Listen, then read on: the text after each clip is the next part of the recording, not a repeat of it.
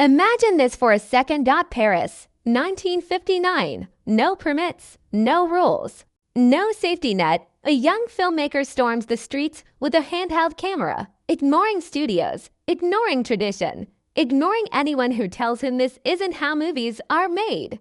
That chaos would give birth to one of the most influential films in history. Now ask yourself this: what happens when a modern master decides to step back into that madness? That's where this story begins. Richard Linklater has always been drawn to outsiders, the drifters, the talkers, the people who don't follow scripts on screen or in life. From the hazy rebellion of Dazed and Confused to the impossible experiment of Boyhood, Linklater's films have always felt alive, unfinished, human. But there's one influence he's been circling for decades: the French New Wave.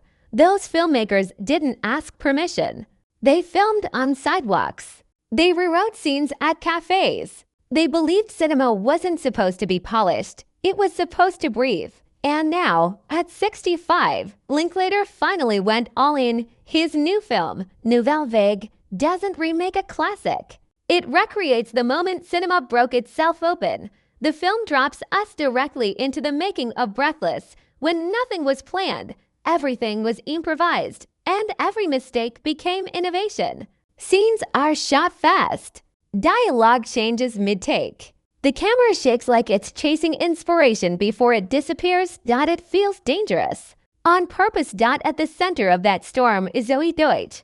Nearly a decade after working with Linklater before, she returns, this time stepping into the fragile, magnetic role of Jean Seberg, an American actress alone in Paris, pulled into an artistic revolution she barely understands, but can't escape. The pressure wasn't theoretical.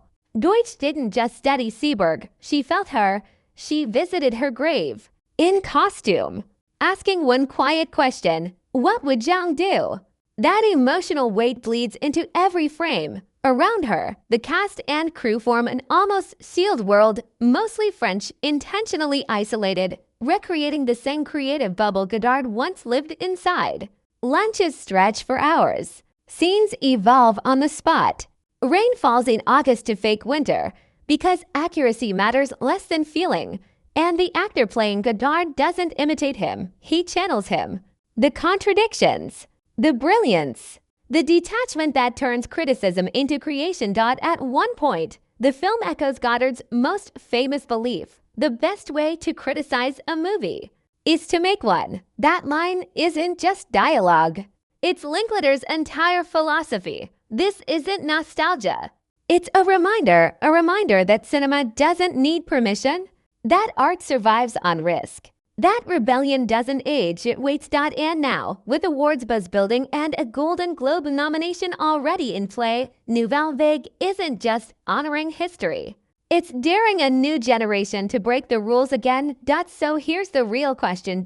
In an industry obsessed with perfection, is there still room for chaos? If this story pulled you in, let me know your thoughts below. Like, subscribe, and stay with us, because the best stories in cinema are never the safe ones. Let's keep the rebellion alive.